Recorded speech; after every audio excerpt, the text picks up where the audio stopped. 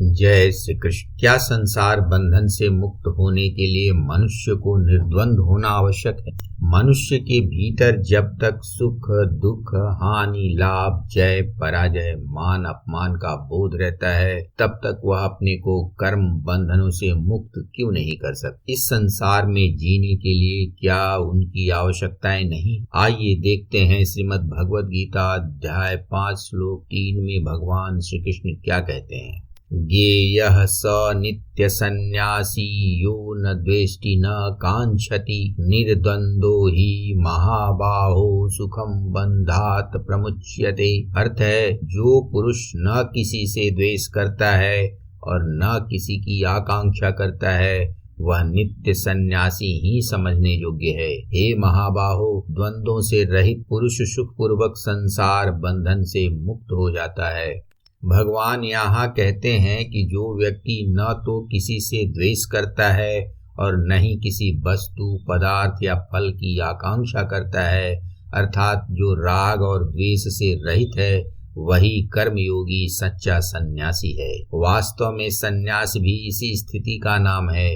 फिर दोनों में क्या अंतर है? कर्मयोगी को न तो सन्यास आश्रम ग्रहण करने की आवश्यकता है और नहीं ज्ञान योग की अहम ब्रह्मास्मि को अपनाना है। इसीलिए भगवान ने यहाँ कर्म योगी को नित्य सन्यासी कहकर उसका महत्व प्रकट किया है, क्योंकि वह समस्त कर्मों को करते हुए भी सदा सन्यासी ही है और सुखपूर्वक अनायास ही कर्म बंधन से छूट जाता है। मनुष्य के कल्याण में सबसे बड़ी बाधा राग और द्वेष की है। ये दोनों सबसे बड़े शत्रु हैं, जो मनुष्य के कल्याण को सदैव रोक कर रखते हैं। इस कारण से भगवान ने कहा है कि जिसके भीतर इन दोनों शत्रुओं का निवास होता है, वह इस संसार में सुखपूर्वक रहते हुए भी संसार के बंधनों से मुक्त हो जाता है, अर्थात जन्म मरण के चक्कर से छूट जाता है। जब भी मनुष्य के हृदय में राग या द्वेष का उदय होता है, तो उसका मन अपने बस में नहीं होता।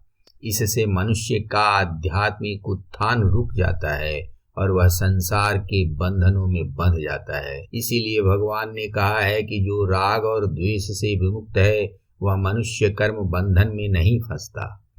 कर्म योगी को राग और द्वेष नहीं हो सकता, क्योंकि कर्म योगी अपने कर्म फल का त्याग कर चुका होता है या उसे ईश्वर को समर्पित कर चुका होता है। और जब मनुष्य के हृदय में अपने कर्मों के फल की कोई आकांक्षा नहीं रह जाती है, तो उसके भीतर से राग द्वेष उत्पन्न होने का कोई अर्थ ही नहीं रहता। सन्यासी को भी राग और द्वेष नहीं होता, इसलिए भगवान ने दोनों की प्रशंसा की है।